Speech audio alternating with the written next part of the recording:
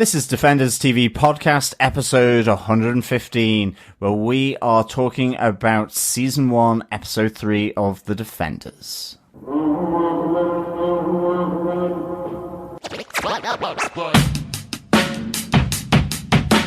think I'm holding back? Welcome back, Defenders, to episode 115 of Defenders TV Podcast, and we are on episode 3 of season 1 of The Defenders. I am one of your hosts, John. I'm one of your hosts, Derek.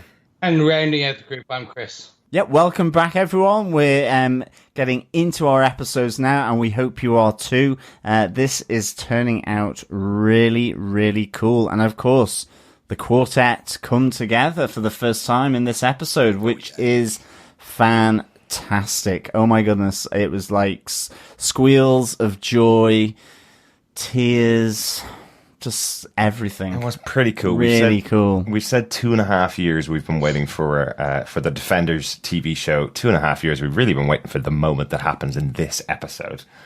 Yeah, definitely. And of course, I did like Alexandra just dissing Iron Fist as well. She's a cool cookie. Cool lady.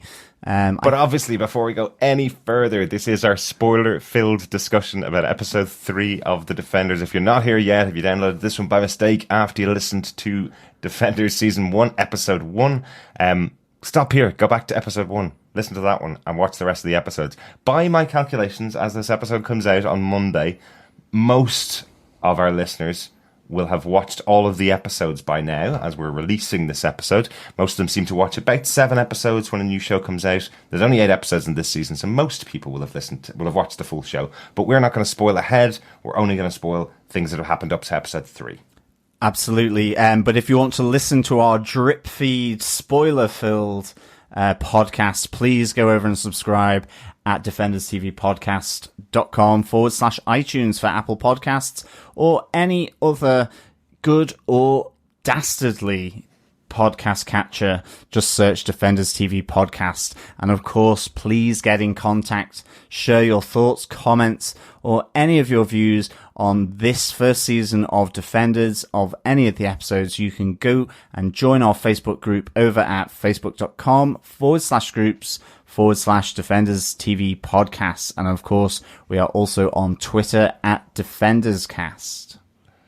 And I would also ask you that any of our good listeners who, if you like this show, don't forget to rate it, review it, tell your friends, tell your grannies.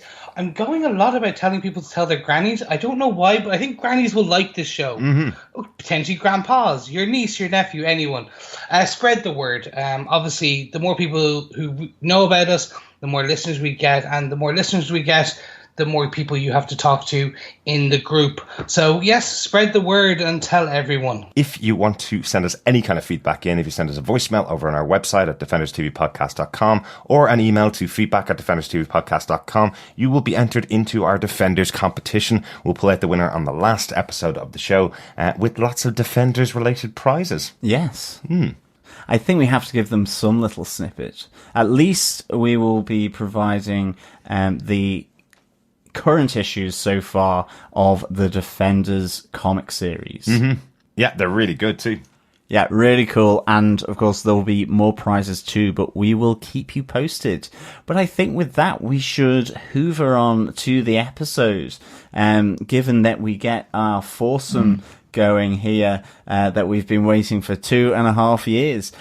Derek, give us some of the episode details, will you? I'm still wondering why we're hoovering on. Anyway, this episode was again written by Lauren Smith-Hisrich. She is joined this time by Douglas Petrie. He wrote the first episode and took a break for the second episode for Marco Ramirez to come back on board. But yes, we've mentioned everything that Lauren was involved in the previous shows on the last episode, so I'm not going to repeat them here. The director for this episode was Peter Hoare. He did 3 episodes of Daredevil Season 2, did Cold Day in Hell's Kitchen, The Man in the Box, and Penny and Dime. Excellent episodes. And Chris, I think he directed one of your favourite episodes of Iron Fist, Black Tiger Steel's Heart, as well. Yes, it was a great episode, and I'm happy to see, and he did some amazing things in this episode, so I can't wait to talk more about that in a bit. Absolutely. John, do you want to tell us what they gave us with your synopsis for this episode? Sure. Alexandra recounts the resurrection and training of Electra the Black Sky as she prepares her weapon for the coming conflict against the Iron Fist and the mystical power of Kunlun. Elsewhere, Luke Cage tends to his tender jaw after his run-in with the Iron Fist. But as Claire Temple discovers who threw the punch, she suggests that Luke meets with Danny Rand, pointing out that he could help him. At Colin Wing's dojo, the tentative meeting leads to stories of dragons, a mystical city, and the Hand. But things break down, and the unbreakable skin from Harlem and the privileged chi-powered Hand go their separate ways, to the frustration of Claire and Colleen. At the New York Police Department precinct, Jessica Jones is released from Misty Knight's custody and is determined to lose her new, weird, and slightly annoying attorney. But Matt Murdock is harder to shake as he follows her, knowing that she is a superpowered individual and trouble. However, the wily Jessica turns the tables to discover the special parkour abilities of her blind lawyer. As Jessica, Danny, Matt, and Luke follow their own leads, one common denominator focuses them on the offices of Midland Circle Financial.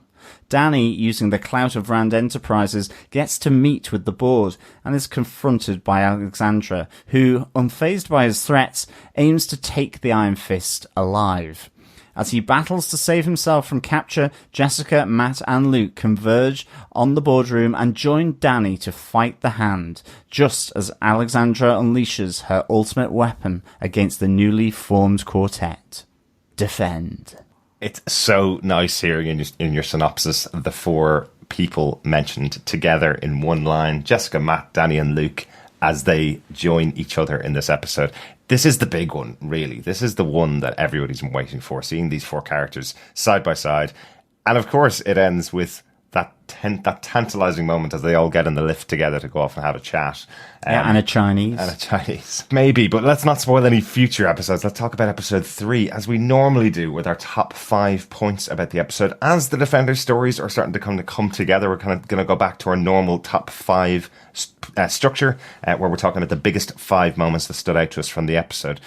Chris, do you want to take our first one? Alexandra welcoming Electra the Black Sky to the world. Yeah, sure. Well, first of all, we get sometimes the overused trope of 3 months earlier. It's used in a good way here because this is the backstory of Electra. This is the rebirth, if you will, of the Electra as we know her.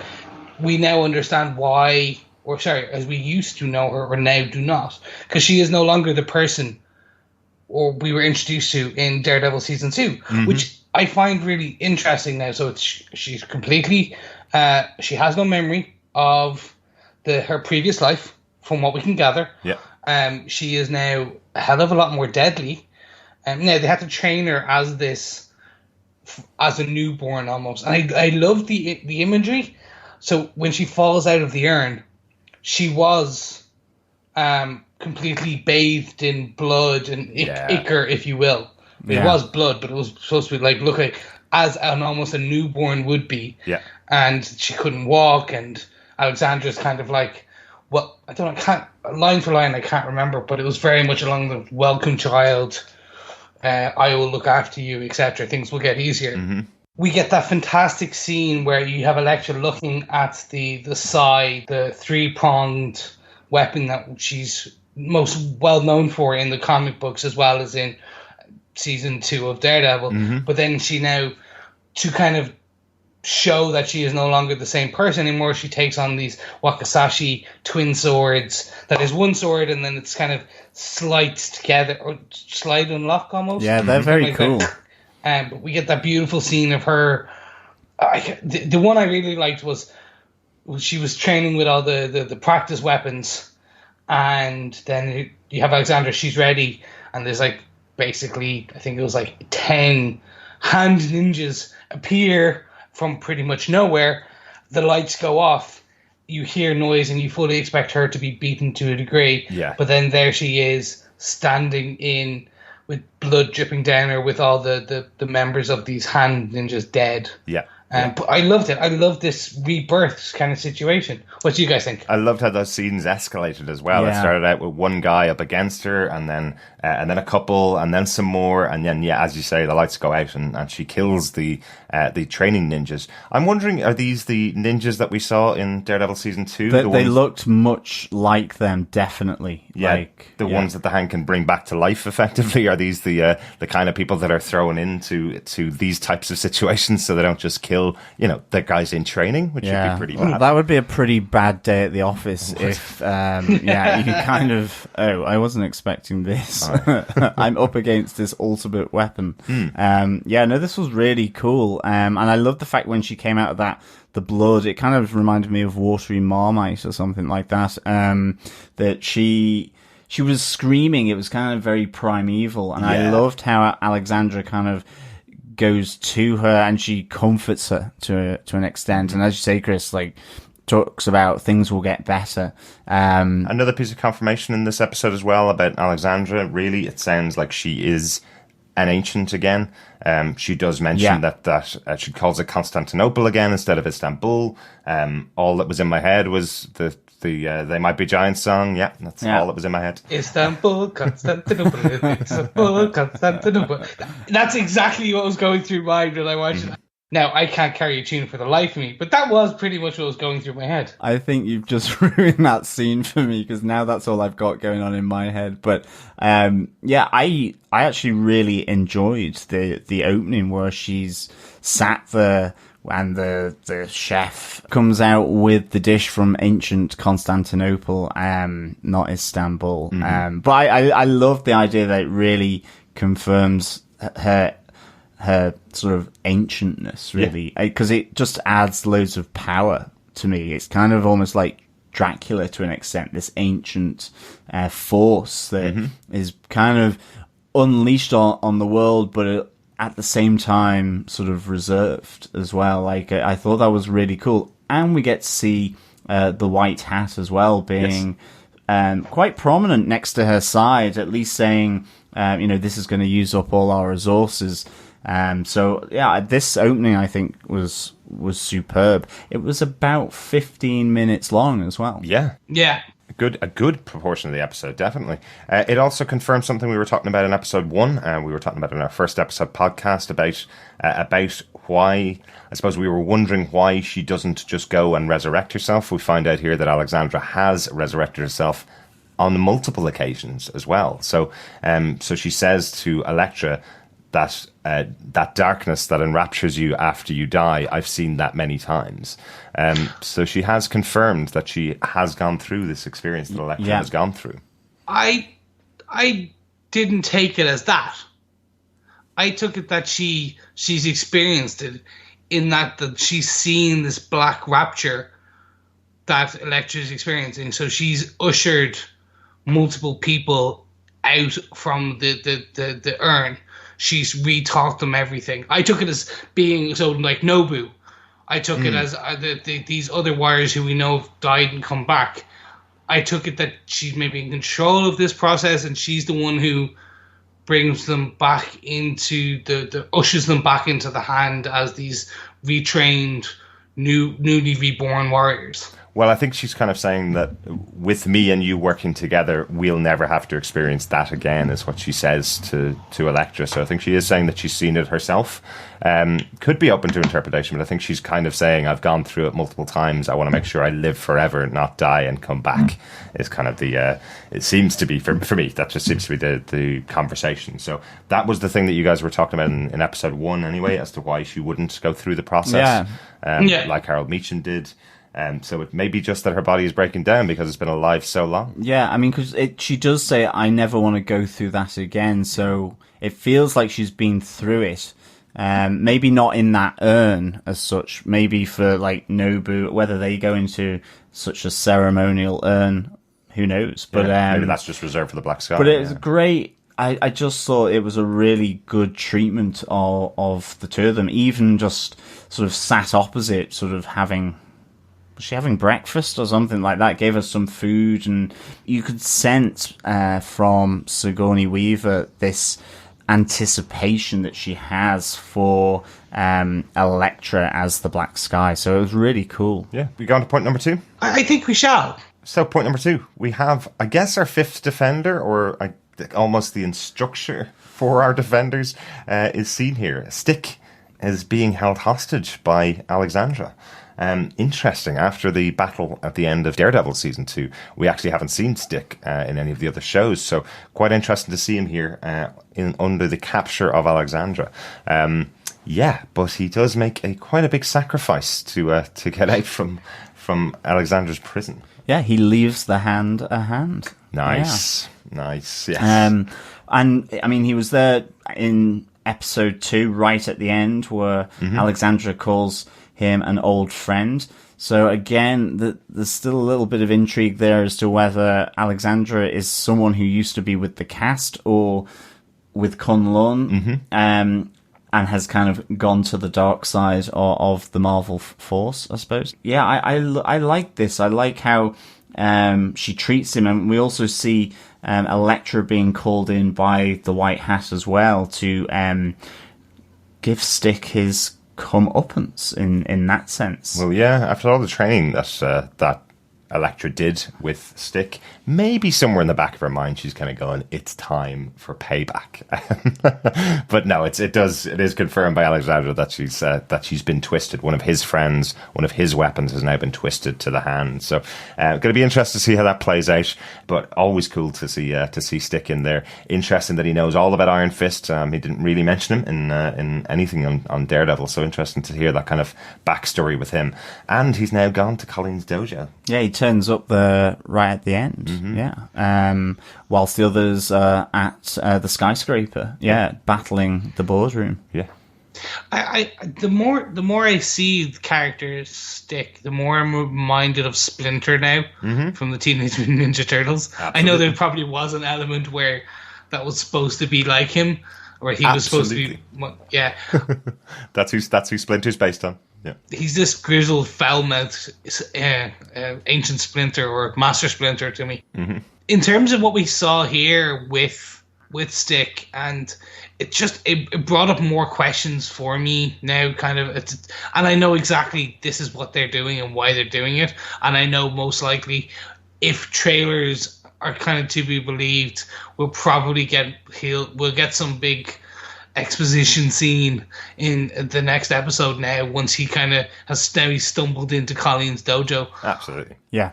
And maybe even in the Chinese restaurant.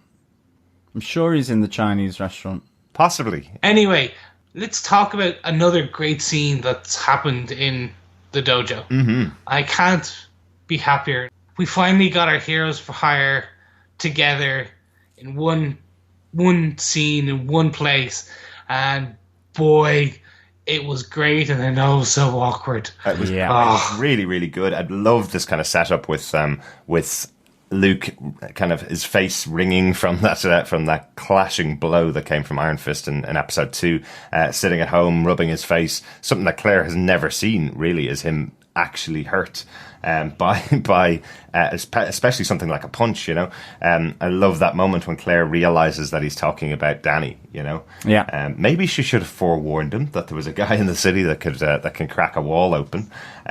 Just watch out if you see a light appearing on someone's fist.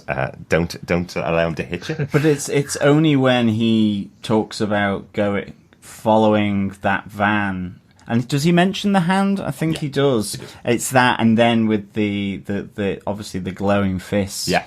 That she clocks it. But I would say even if he had just mentioned the hand and hadn't had that meeting in episode 2 with Danny, that she would go, "Oh, I know 2 people. They've been hunting them down and killing them. Yeah. Where possible."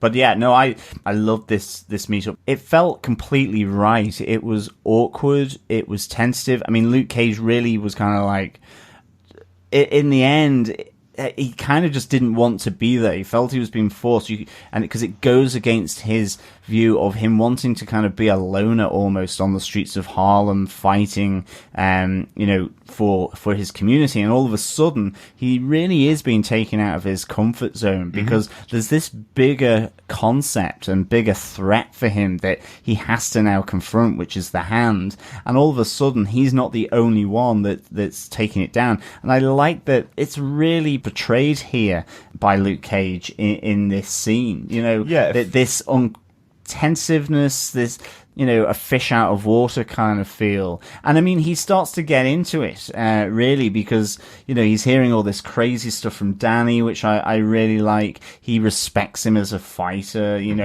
after meeting up and dueling with him, essentially. But I think what is really good is, to an extent, he addresses the elephant in the room that people have said about this defender, in terms of Danny, that he comes from a privileged background compared to the others. Yeah. But that doesn't mean you don't necessarily hook up with him. But in this case, that's still something that Luke has to get to grips with, come to terms with, whatever you want, and feel comfortable with Danny Rand and accept him for the person that he is, and see beyond his background in that sense. Yeah, I do like the fact that he didn't come in with an attitude towards Danny. We hear that Claire told him all about him being a billionaire on the way over and told him his story, the basics of it without the dragon, on the way over to the meetup. But Luke seems like he went in with the attitude of, I'll be open, I'll hear what this guy has to say. He's another powered individual. He seems to be some form of hero. And then as Danny reveals effectively that he'll go after anybody that's connected with the Hand, regardless of what level they're at. If they're taking out the garbage from the building that the Hand are in, well, they're working for the Hand, so Danny's going to go up against them. This is why I feel Luke really does win the argument here. Definitely.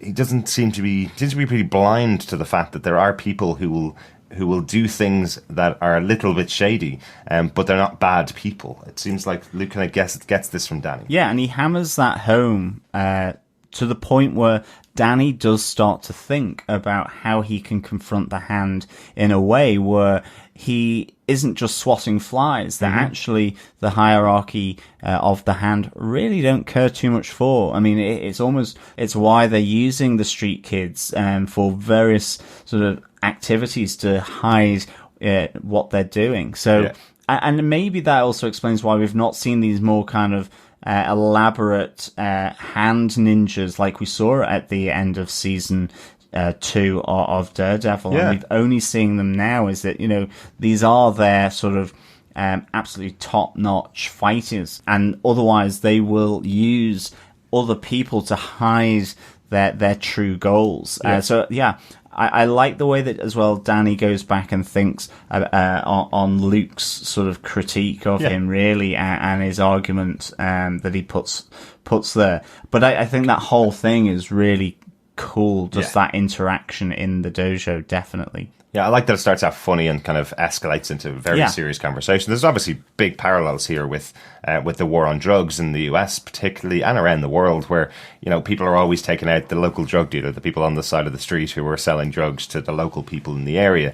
And really, it's the people that are owning and making all the money off the drug trade that should be taken down. They're the people that are most responsible for it. If they were gone, well, you can't get drugs from anywhere, obviously, you don't arrest the user, you arrest the people that are breaking the law to the biggest extent. So it's a really good conversation and cool to have it in here between these two characters. Great that we got a bit of funny moments with them as well, but cool that we had that bigger scene in there as well. This scene made me uncomfortable at the end. And I wasn't expecting it from the showrunner, from the writers and the director. The humor we got was fantastic, and then the slow change of Luke's demeanor and the topic of being white privilege and stuff like that, it made me uncomfortable for the character that is Danny Rand. So Luke Cage was a critique, a commentary on racism in the US as of right now. People don't initially think, when they think the Defenders, they do not think that there will be this topic underlying in there this storyline about a white privileged, or I should say, a privileged white man having to reassess his strengths and his action plan and his thoughts on society, etc. Such as like the kind of you can't going around slamming black kids against walls, etc. That made me uncomfortable. I'm not saying it's a bad thing. Oh, it's a good thing. Yeah. It was just, it brought out something like, okay, well, this is, like, that's what good TV, that's what good stories should do to you. Yeah. It should make you think. It should make you uncomfortable. Hey, look, did I want 8 episodes of just the last 5 minutes? That would have been great, but it wouldn't have been amazing. What this storyline here, where we have the heroes for hire, 2 men of completely different backgrounds, Absolutely. 2 men of completely different ethnicities, but like it's two men of different worlds completely, on every sense of the word, coming together, becoming heroes for hire. No, absolutely. I completely agree. I think for them to have just sort of hit it off straight off the bat would have been strange, because they are from completely different walks of life. Mm-hmm. That's not to say that they don't ultimately, once they kind of overcome their own prejudices as to how they may view the other in terms of the story, or just sort of getting used to someone and becoming their friend. I mean, like, I think this is really good, because it fits with, ultimately, with a lot of the other aspects of this show, which shows that actually life is difficult, even if you're a superpowered hero, and things have a normalcy to them as well when you're a superhero, or superpowered, or have gone through experiments. So that could pretty much be the tagline for the Defenders series on Netflix. So, like, this makes sense to me that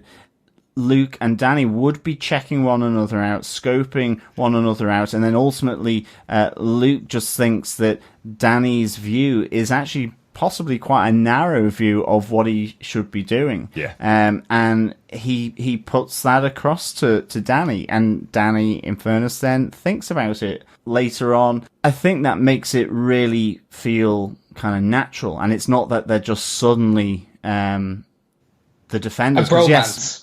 That they're suddenly not a bromance, and they're not necessarily doing heroes for hire, because they're becoming the Defenders, and the Defenders will take time to gel. They've only just met, and they still, will not be thinking of themselves as this grouping. Mm-hmm. The Super Friends. And more importantly for me, this makes it feel like a Luke Cage show as well. It doesn't make it feel like Luke Cage has walked into the Defenders show written by somebody else who didn't pay attention to the Luke Cage show. I think we all felt challenged talking about all 13 episodes of Luke Cage, because there is some really challenging topics in there. So I'm really glad they brought in one of them into this show for Luke Cage to have a moment where he does obviously respond in a completely different way to a situation than Danny does, and he should, because he's a different character. He's not just a superhero that's bulletproof. He's someone that comes with all of those experiences after going to prison for a thing he didn't do, or was treated really badly for things he didn't do, or things that he should have been let off for and has been let off for now. That's something that never would have happened to Danny, because he's surrounded by lawyers, he's surrounded by money. He never would have ended off in prison. He would have been able to get the file of all the things that got Luke Cage off. He would have been able to get it in front of a judge way before having to spend 3-4 months in prison. I think as well, what Luke says actually does have a broadness to it. I mean, in a sense that it could alternatively be applied to some rich white guys slamming some poor white guy against a wall, or some rich black guy slamming some poor black kid against the wall. Like, I mean, what I mean is it could apply to race, like he's saying here, but also to privilege, class and privilege, or to male or female or whatever. So it's from his perspective, though. So it's a really interesting aspect crossing over from Luke Cage the series, I think. Absolutely, and importantly, as you say, John, just to stress, what's really good about this is Danny does take the criticism on board and reevaluates who he is. That's probably the biggest thing. So they will become stronger friends. They will get into hopefully closer situations as the season goes on, as they become the Defenders, and hopefully into Heroes for Hire. But if Danny hadn't taken it on and had fought back against Luke for this, it would have made him a much worse character. The fact that he takes it on board and knows that he is, okay, someone's pointed out something that I am doing wrong. Maybe I need to think better about myself and work harder. It shows the youth of the character and how much development he does need. Yeah. Now, the one thing I did want to put in here is dollar for dollar, I am betting some critics will put this down, this fight, this point down to the perceived shortcomings or criticisms, John, as you said, of Iron Fist. I bet you some people will go, hey, this whole scene, this whole thing about calling out Danny Rand is all because of the stuff that we said about Iron Fist, and they just want to get... It's not, and I really want to stress that. Like, this is about the character's development. Like, now things are starting to click into place. Why you see Danny was he is the younger child, the more optimistic superhero who think he can do everything by himself, and he's learning, be it through Luke, through Jessica, through Matt. We'll see that growth of a character. And actually now, some of even my criticisms of Iron Fist, I'm starting to see, okay, now I see why this will pay off in this series. But I think that's one thing. I don't think, on a dollar for dollar, I'm betting that some critics will call this out. And I just... all of our listeners, and I know you're listening to us, so you probably want that more in-depth rather than 2 pages of clickbaity articles. You're listening to us for the in-depth. We thank you for that, because I think the writers and the producers and the showrunners, the people who actually care about these projects and these shows as much as we do as fans, that's what they want. This is who is targeted and who they are targeting for the shows. Obviously, it's a wider generalization that they want to all audience. They would, if they could get the levels of viewers that as House of Cards, potentially they may. Who knows? But anyway, I think to kind of wrap up this point, at the last line is, I know privilege. And that's privilege about anything. It's not a race, it's not a gender, it's just the word privilege. And also, I really want this cut down to be the bit that does bring them together. I do want, by the end of episode 8, that even the embers of this budding bromance, this duo, to be there. I'm hoping that this is that kind of scathing moment, and the fact that Danny has taken the information on board and the criticism, that we'll get a line or two going, you were right, and that will click this, okay, or potentially Danny will say something that will make Luke kind of reevaluate something, and then that brings them together. I'm really hoping that they do bring the buddy cop element to them in a bit. Yeah, let's hope so. I'm hoping there's not many critics who have taken this in a different way, and if there is, them. Yeah. Swear jar.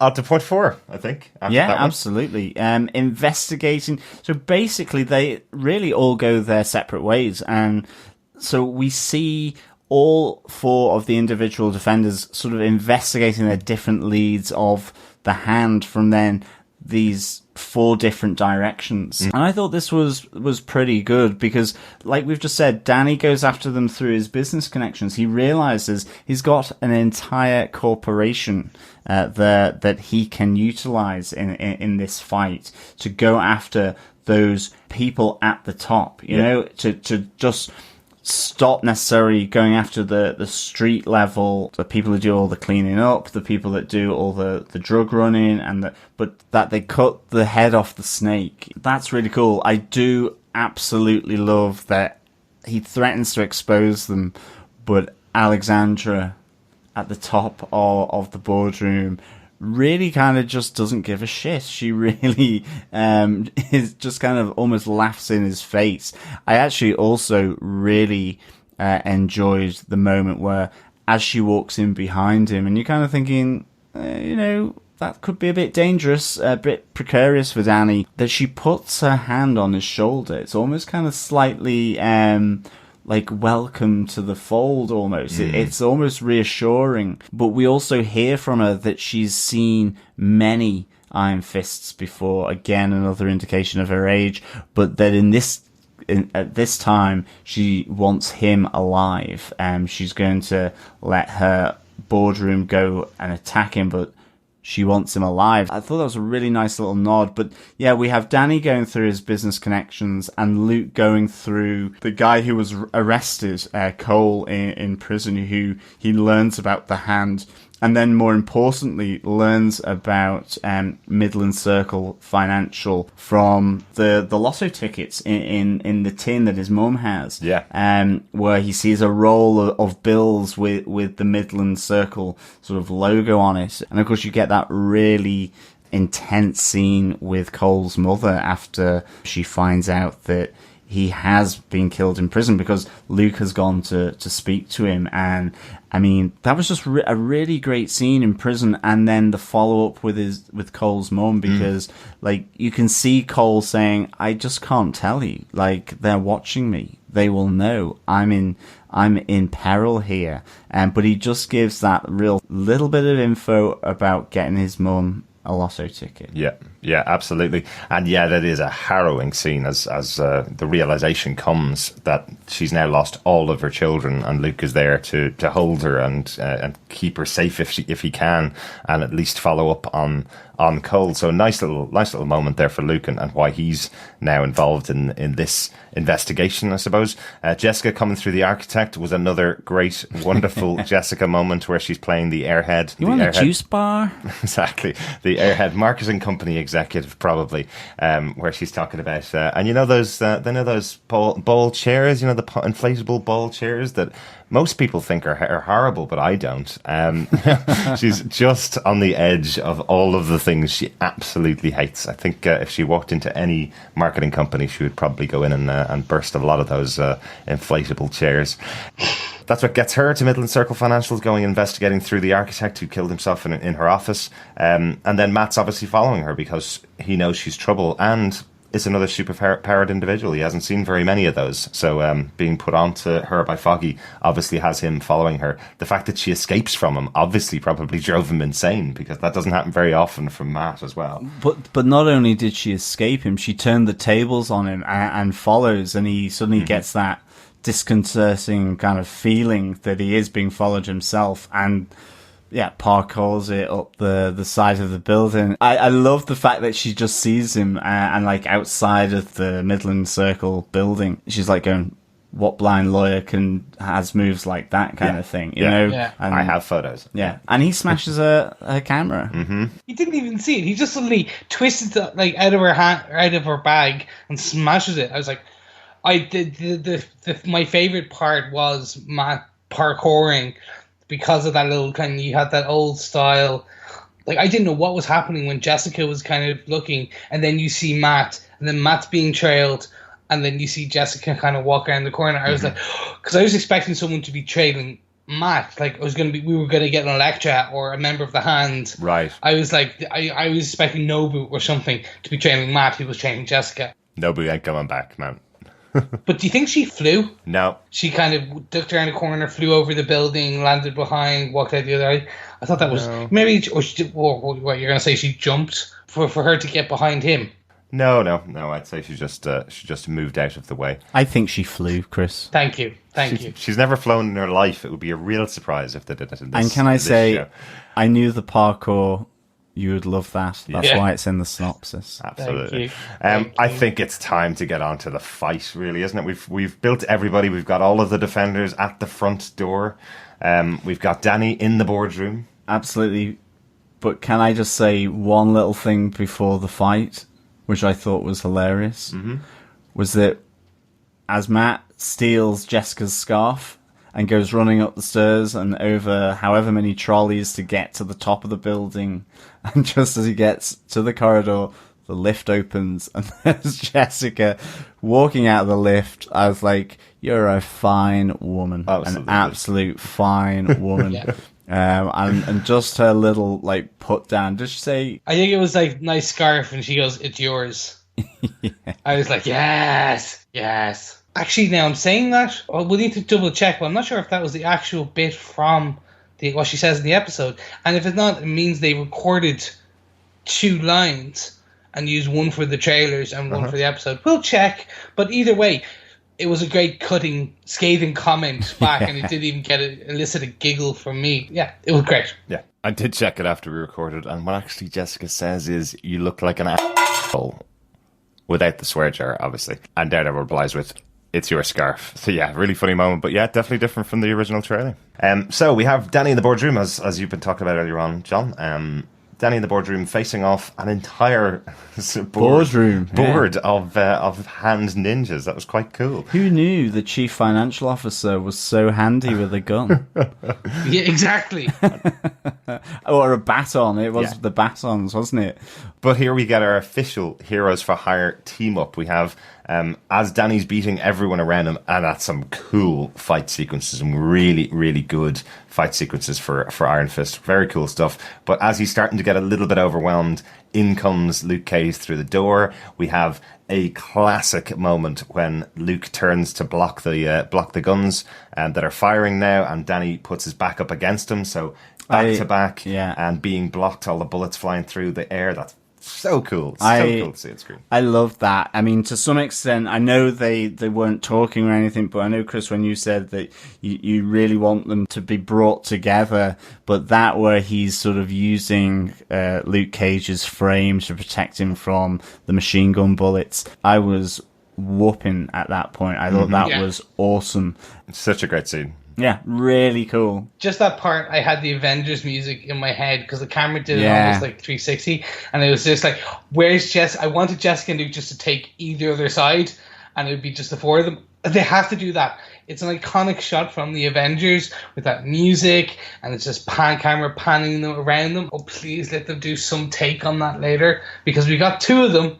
Now you just add the other two, and then I will be happy. My life is complete with that one shot. Absolutely, yeah. But speaking of the other two, as Danny and Luke break through the side wall of the boardroom, we have Matt and Jessica joining them from their various ways up the stairs and up the lift. So cool to have these moments. Like that, obviously Luke knows exactly who Jessica is, and they just kind of say hi to each other. Matt asks about Luke because obviously he doesn't know who he is, and then Jessica in return responds, "Who's Danny?" None of them know each other. They kind of go through the hallway, have that awesome fight moment where everybody's fighting hand guys left, right, and center. Very, very cool. Yeah, it was short and sweet, but it was really cool. It was kind of just like really dynamic, that with the most defenders in one hallway so far of any of the shows, it took the shortest amount of time to get through all the swarming hand operatives. But it was cool. It was really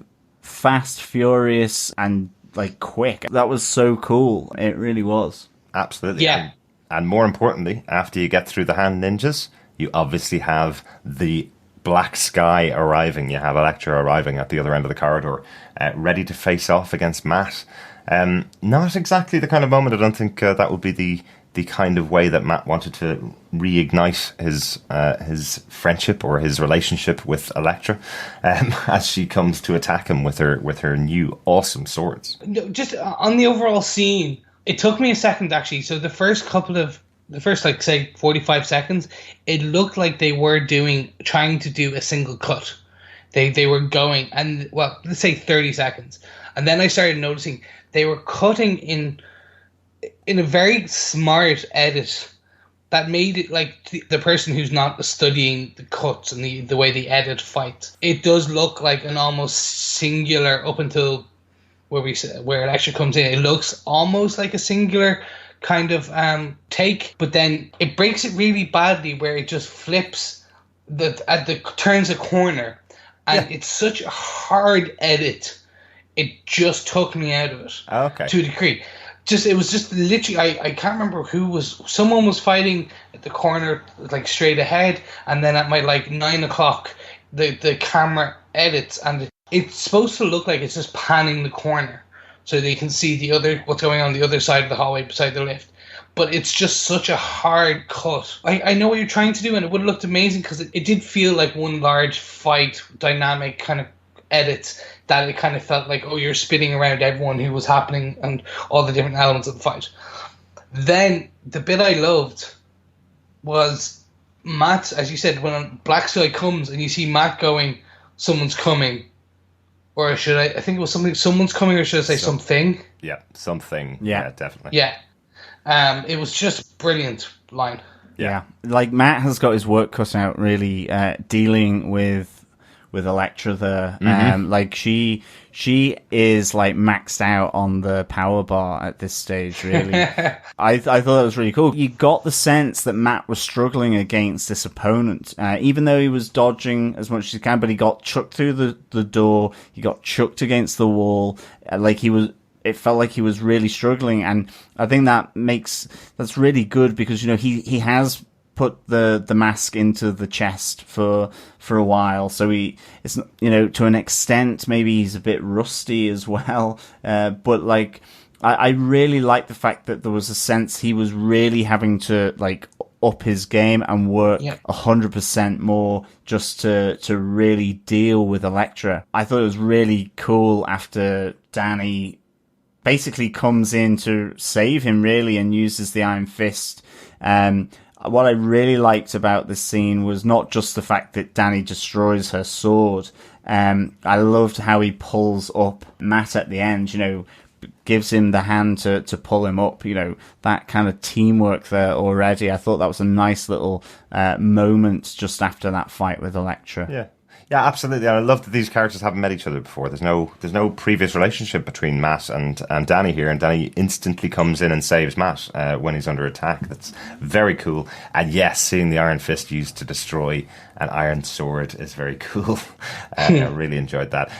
Little bit of a weird moment with how far Elektra flies backwards through a wall. I don't know. It seems like a very swift exit for her on a wire.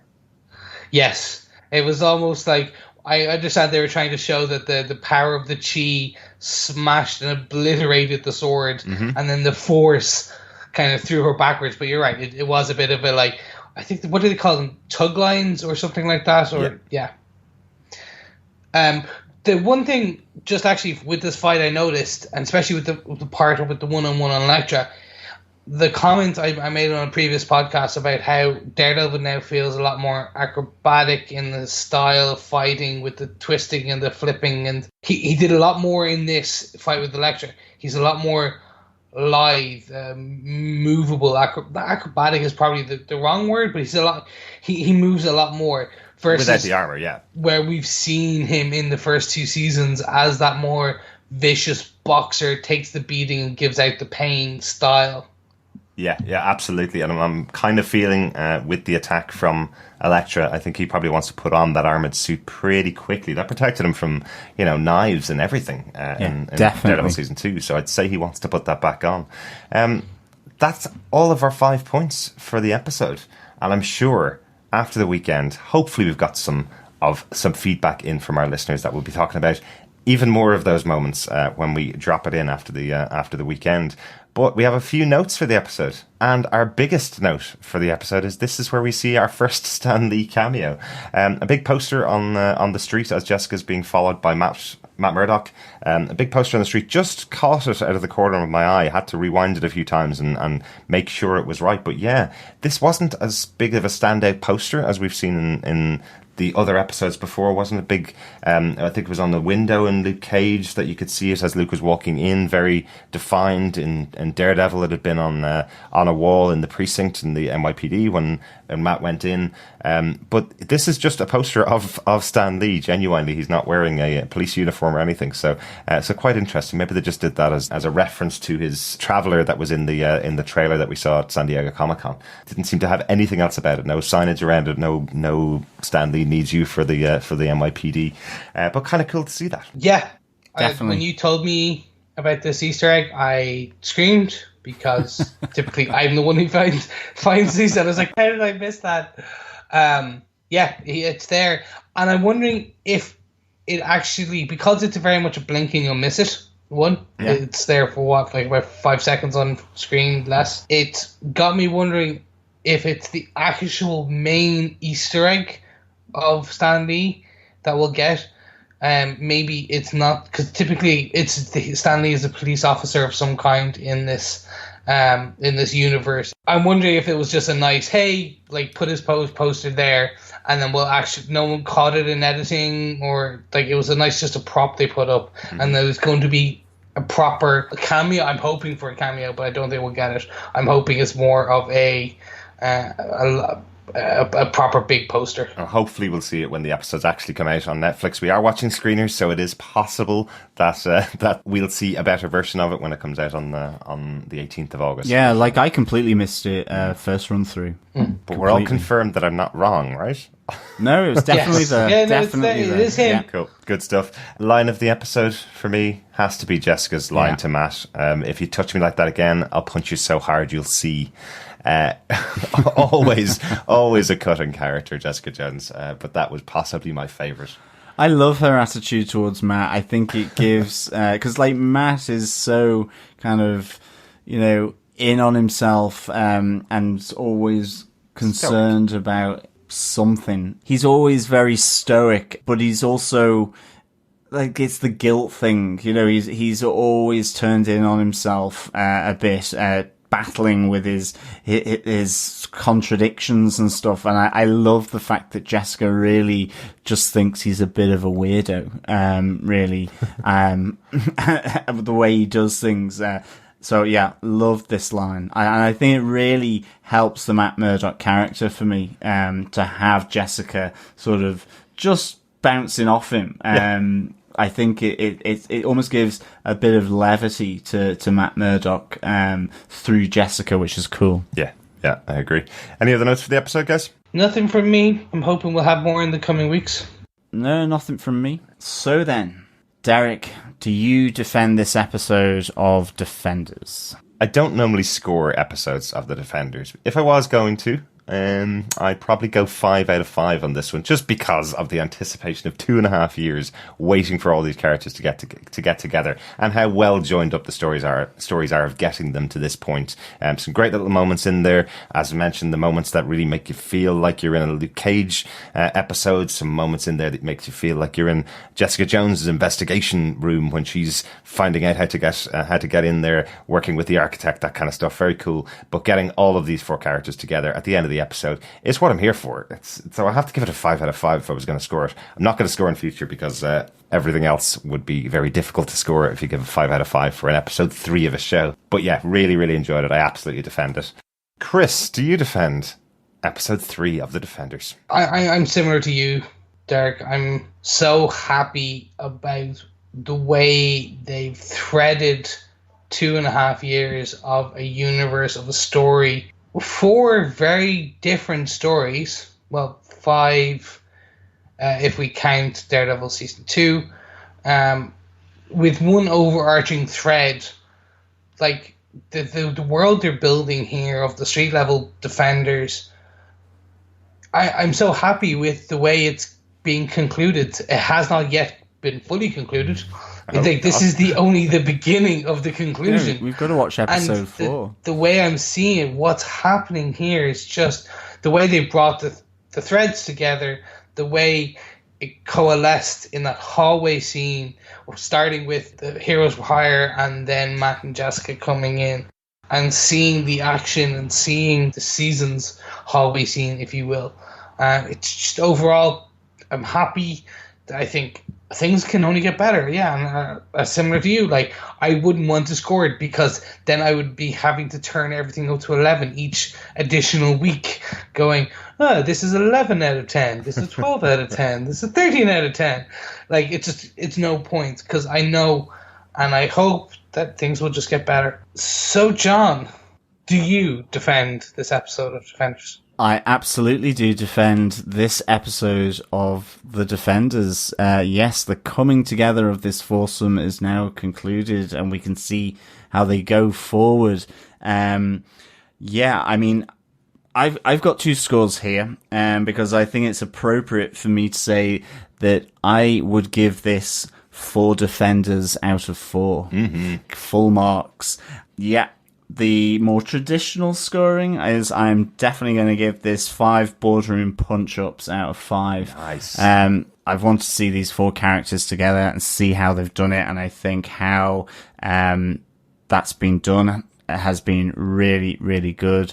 And I really think that Alexandra is a worthy adversary to these four. As I say, that little touch of the hand on Danny Rand's shoulder, to me, along with her talk of Byzantine delicacies past and her training of the Black Sky, I think was really cool, and it set it really neatly against the four defenders, still slightly loose, disparate, having their challenges, working in pairs up until the last moment.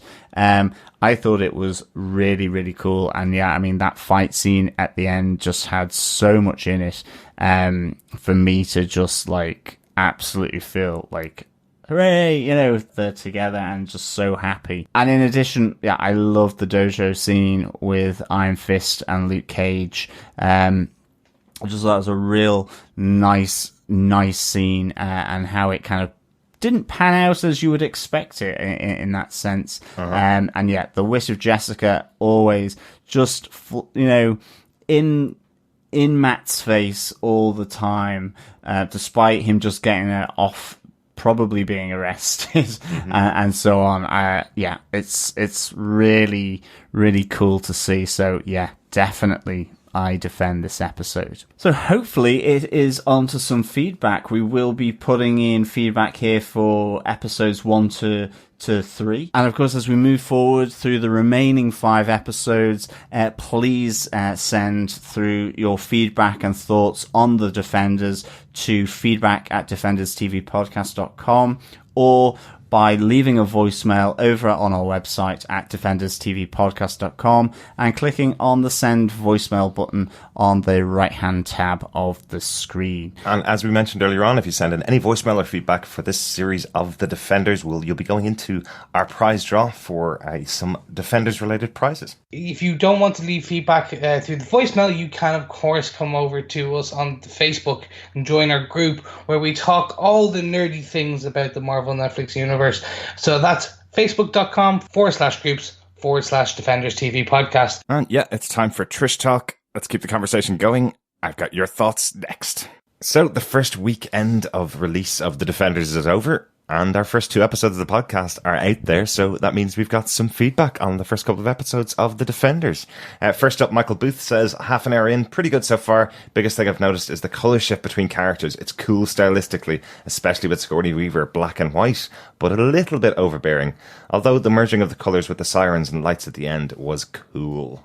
Yeah, absolutely. The colour palette here is really very explicit for all of the Defenders, and then obviously kind of that whiteness associated with Sigourney Weaver's character Alexandra, but really nice. I know we watched the first episode with someone who hadn't ever seen any of the previous series of each of the individual Defenders, and she thought it was a really good motif just to kind of get you into that zone. It also, though, really nicely reflects those opening credits, which, to be honest, I really adore.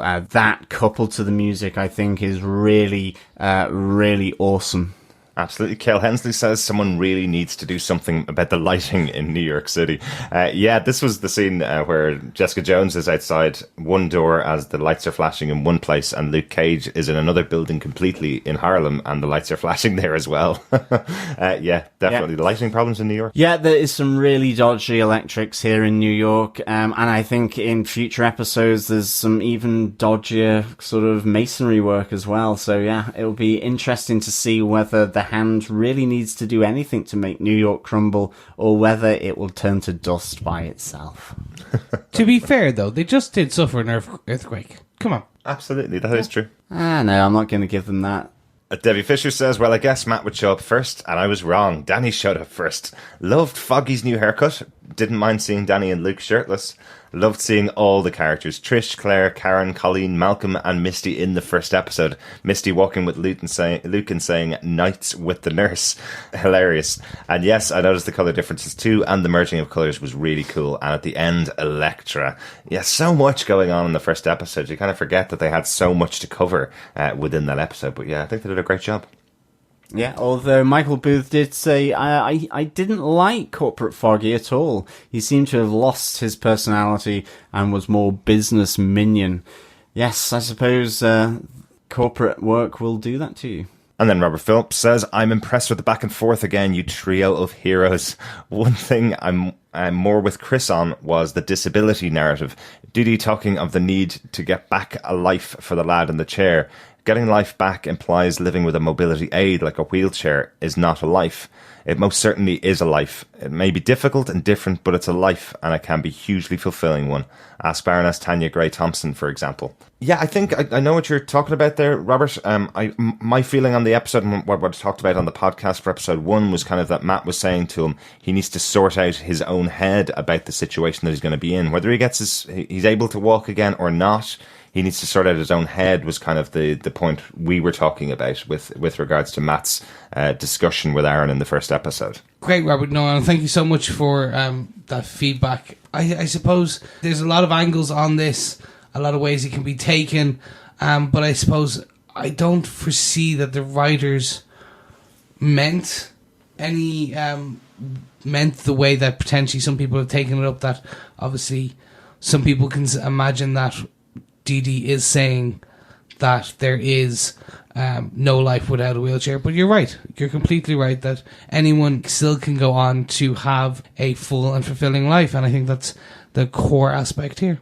Yeah, absolutely. I mean, I think it's more that Daredevil is doing a prep talk because the kid is only just in the wheelchair. And for him at that moment in time, he's got to sort his way of making and building and fulfilling his life, as you say, Robert, over again. It's been a step change in his life, and he's now got to readjust and move forward with that. And I think that's where Daredevil is saying, get your head in that space to an extent. Absolutely. Claire Payne says, a really good first episode. I like the individual character stories. Great opening with Danny and Colleen, and great to see Iron Fist being used so quickly. Very cool opening titles. It had a nice familiarity to it, but with an exciting newness. Great to see Trish, Foggy, Karen, and Misty within the episode as well. Thanks for that, Claire. Yeah. Ronaldo goes on and says, good intro with the first episode. I liked how everyone was well balanced in the show, and the colours for each character is certainly obvious. Maybe a little too much. What a way to open the series too. Jam-packed with action. Can't wait for the Defenders to finally meet up. Impressed with how Jessica Jones' tone from her show is maintained for her arc here. Definitely. I think Jessica's tone is probably the most different, actually, of all of the Defenders. It's the one that is kind of the opposite to the others to an extent, even though it's going for the same thing, i.e. helping other people. But definitely love how her arc's maintained. And the colours, I think, for me, I can see what you're saying about it, them being a bit too on the nose with the colours, but I think for an intro episode, and potentially for an audience that hasn't followed any of the other series, it is a nice little motif just to identify the characters, definitely. We got two pieces of feedback about this, actually. Jeff Charles and Robbie both said they enjoyed the first episode but found it quite slow, and weren't expecting, with the season as short as this season, for the episode to be very slow. I don't know, I felt that there were 4 individual stories being told, plus a 5th, which is Alexandra's introduction.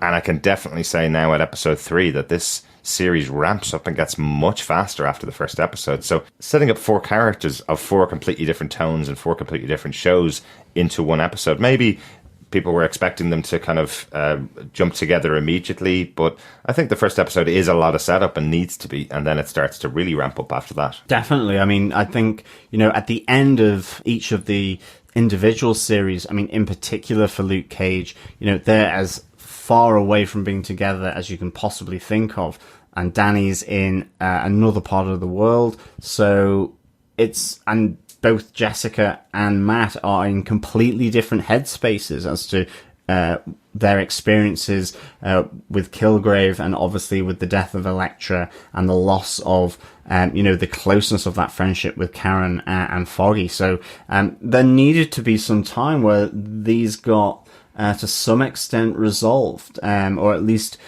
recounted over, and I thought that was done really well for the first episode. But it certainly, I suppose, it makes it feel slower when thinking of trying to bring them together. Yeah. I understand where potentially Robbie and Jeff are coming from.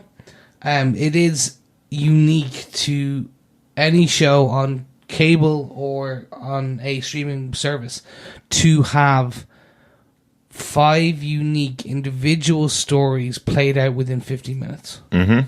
So if we think about it, like, everyone got about 10 minutes intro. That was it.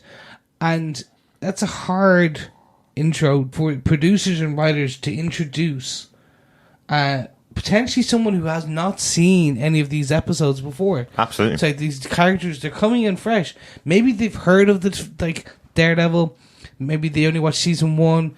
Maybe they've never watched that. Maybe they came in at Luke Cage because that brought them in. Like, you still need to introduce these people. But more importantly, which is the hard part about this, is this storyline so far is tied intently to Iron Fist and the previous season. So you have to also spend a bit more time on him and the characters and the storyline that has been introduced there. The thread through line, if you will. Absolutely, yeah. It has to set everybody up and make sure that everybody knows where they are. I definitely had a discussion with someone in work about this, where she was saying that she gave up midway through Jessica Jones because she couldn't imagine Luke and Jessica not together because she knows the comic books and she just wants the two of them together. So she hasn't seen the rest of Jessica Jones, all of Luke Cage, or Iron Fist for that reason, and is now coming back to Defenders because Luke and Jessica are going to be on screen together. So it's quite interesting. There's also those people that need to be served who didn't go through Daredevil season 2, don't know the whole story of the Hand, don't know anything about Iron Fist. So you do need to serve that up. So you have the opportunity when you have an 8-episode series to serve up an episode which does tell those stories and then move on. So we're definitely at a much faster pace now. Last piece of feedback on episode 1 comes from Conoman Stevens. He says, it's hype time with me. Slow, but an incredibly done slow episode. Every character had so much behind their arc here, and it was built well from the previous seasons. Jessica's back in action, finding her feet again. Luke has returned to become Harlem's protector without doubt. R.I.P. Table. Danny has become the Iron Fist, but with guilt and everything he suffered from the first season on top of him there. Love Colleen being such a big part of here too. And it was really nice seeing a more successful, lighter Matt. He won a case and helped people, and Karen talked to him. Very nice confessional scene to set him up and his return to suiting up as well. And what a way to set up a villain. She shows immense power over everything, even Madame Gao, but immediately shows weakness and faults for her ploys throughout this season. It was so good. The director was well suited for this character-driven episode as well, working so well with every character, their distinct traits and constant cutting between. It wasn't amazing fight scenes, but the former point is far more important to this episode. Director was especially amazing with Matt, though, at his world via hearing. Really well done. Hope she's on Daredevil season 3. A lot of praise there for the director of episode 1, S.J. Clarkson, who's worked on Jessica Jones, did 2 episodes of that show, and obviously did the first 2 episodes of this season of Defenders. I totally agree with that, Conor. Yeah, I'm in the same boat.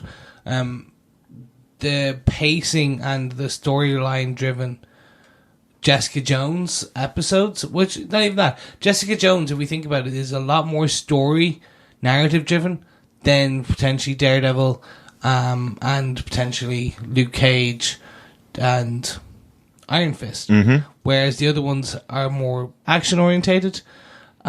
We see, like Jessica Jones, especially the threads there are a bit more PI driven, sleuthing, etc. Yeah. So yeah, like it makes sense to make this person who is used to narrative driven stories a main intro director and writer. I think she's really, really good, and I hope she's involved in all of the series. Like a lot of the other directors have been moving around and moving on to the Defenders. I think she's got a great voice here. And I don't think she's just great with Matt. I think I just love Matt as a character, and I love that she handles him really well in this episode. But she also handles Luke, she also handles Danny and Jessica with the same kind of quality as if she dealt with them a lot in the past as well. So I'd be really excited to see her involved in all of the shows coming up. I do think she's involved in Jessica Jones season 2. I think S.J. Clarkson's been confirmed for at least 2 episodes of season 2 of Jessica Jones, which she's probably working on right now. Yeah, thanks, Connorman. Absolutely, completely agree with you there. I thought S.J. Clarkson was really good with the direction here on this episode, and it set the four up really nicely to come together, gradually coalesce in the next couple of episodes. Absolutely. On to our episode 2 feedback. Ronaldo says episode 2 was amazing. It's ticking along nicely and loved the continued intros to supporting cast. The Luke and Danny fight was brilliant. Danny definitely fighting better in this show. And although I like them both, I cheered when Danny finally landed a good punch on Luke. So, I'm going to come on this very quickly. At the end of Iron Fist Season 1, we kind of started commenting, or I kind of brought up the point that Finn Jones and the team themselves were slightly rushed in production on this. In terms of I think Finn Jones had 6 weeks, I think it was. Something like that from when he was cast, when he shot the first fight sequence. Yes, exactly. So, of course, Danny's going to be fighting better. They all have had more time to learn the ropes, to figure out the action-orientated sequences and everything they need into that. So I'm so happy that people now are starting to see Finn Jones for the potential that he has as a action kind of kung fu Iron Fist. Yeah, definitely. Yeah, I love the fighting here. I loved these two fighting against one another, not really knowing who one another is and why they're there. You know, kind of both of them thinking maybe they're on the other side. They're part of the bad guys. So I really like this. Yeah, the land of that punch, absolutely fantastic. And yeah, you definitely see how good the Iron Fist is at fighting, blocking Luke Cage's punches and being able to kind of dance around him here, really, as well. Again, I think just the darker kind of tone that it's being shot in really helps Iron Fist. I think there's a real lot of darkness in his storyline. Yeah. I think I made the point as well. I think the music around him in this episode in particular really gives a tragic quality to the acting that's done by Finn Jones. So really, really good in this, I think. In episode 2, yeah, definitely. Carmen Stephen, back again for episode 2, says, "Sticks and stones may break your bone, but he's here. Get happy." Yeah, we got Stick back in this episode. Very cool. He says, "Want to make a special mention of the soundtrack here. It may just be my favorite Marvel soundtrack so far. Complements everything so well and so memorable." The soundtrack was released on Friday on Spotify, so go have a listen. The soundtrack is awesome. I've been humming it constantly since the show came out. He says the direction was stunning again as well, with S.J. Clarkson on board. She is a talent to behold. Everything here is impeccable, but the opening fight with Matt was everything. His arc here was my highlight too. I could say more on the characters, but it's guaranteed now every episode will be great with that.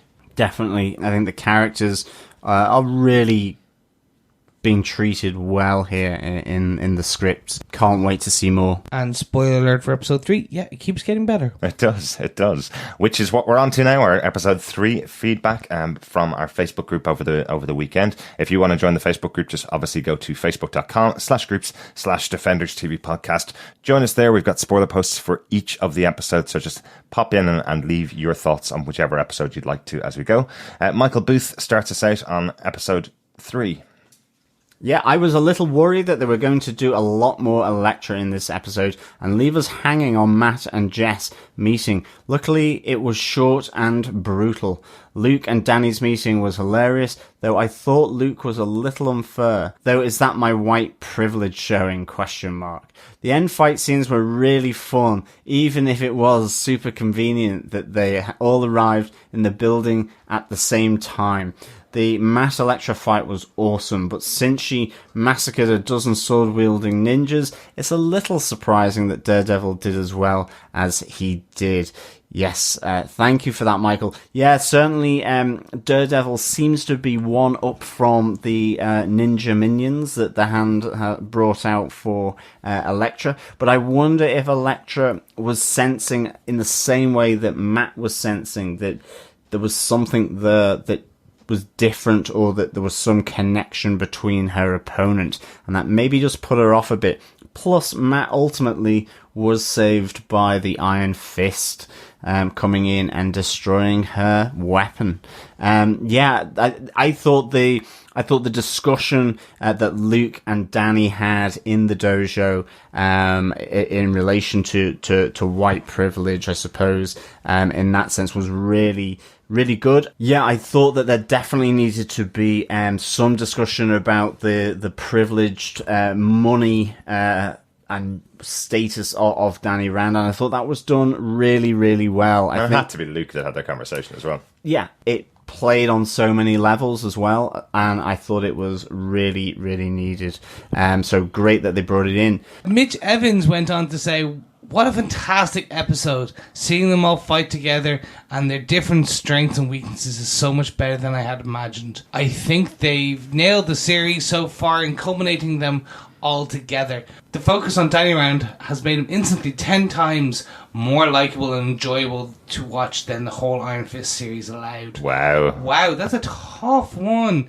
But anyway, let's move on. Tough one, but I do agree with him. I said that in the first episode of the podcast. I thought his treatment in that first episode, it was darker, it was more shadowy, things fitted with his screen time with regards to the music really well, even with the PTSD aspects. I think it kind of chimes more with kind of the latter half of the Iron Fist season, where I think they really started to kind of get their groove on with the Iron Fist. Definitely. Absolutely. Thank you, Mitch. Thanks, Mitch. Lewis Jesus says, I love Luke Cage and Iron Fist together. I know that it's probably not a big of a deal when during the last fight, but when Luke and Danny fight the hand at the end, the scene when Luke and Danny turn around ready to fight and Danny puts up his Iron Fist and Luke just looks ready for battle, have been cheering for them so far. I really hope that maybe these two will cross paths in their seasons as heroes for hire. I think we're all hoping for that, Lewis. Thank you for that, Lewis. Yeah, I cannot agree with you more. I think seeing Luke and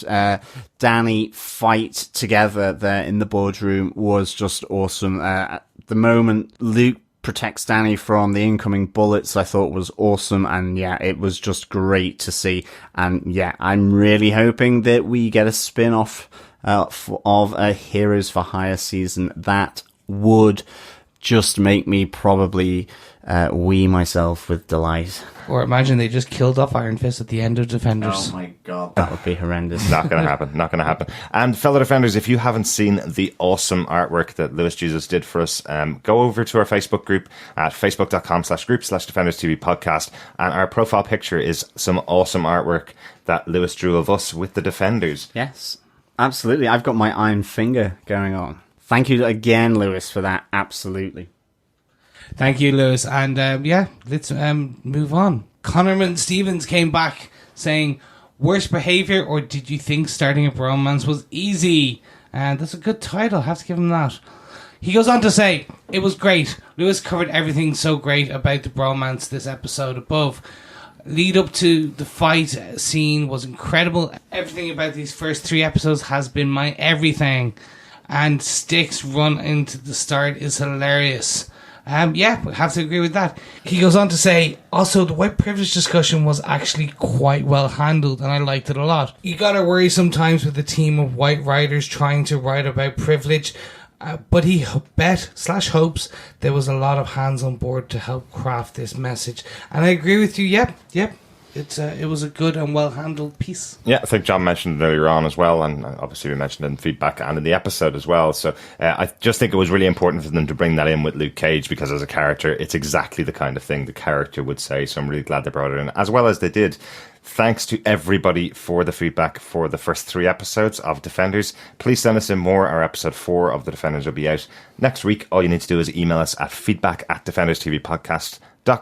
Go over to our Facebook group or go to our website, defenderstvpodcast.com, and record a voicemail for us. We love voicemails. Yes, you can join our dulcet tones for the Defenders. And you won't have to listen to us read and bastardize your message. You can say it yourself. Always a good thing.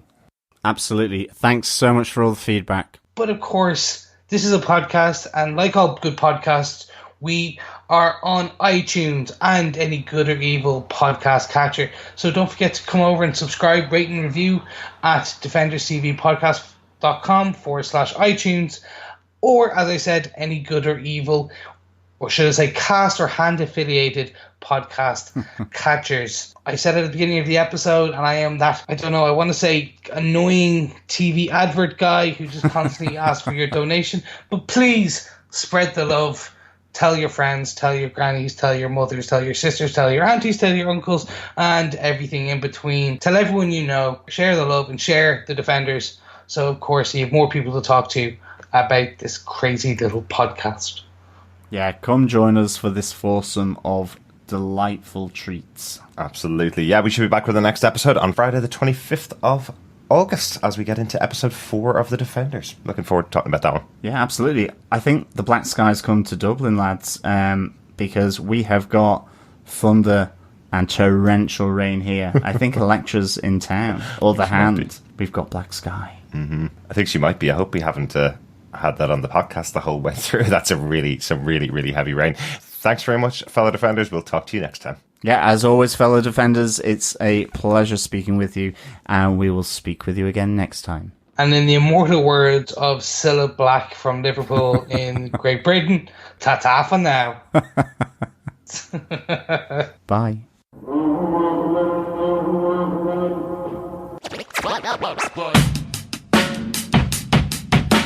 You think I'm holding back?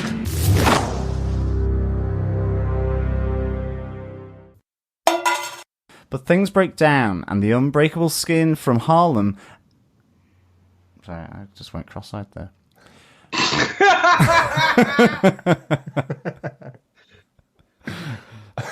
Sorry, I did, and I suddenly lost the line. Oh, dear me. To go after those people at the top, you know, to just stop necessarily going after the street level, the people who do all the cleaning up, the people that do all the drug running, but that they can actually cut the snake off the head. That they can actually cut the head off the snake, so to speak. You know? Just because you started mid-sentence, can you level that? That they cut the snake... This is like Wilson Fisk or Vincent D'Onofrio all over again. That they cut the snake...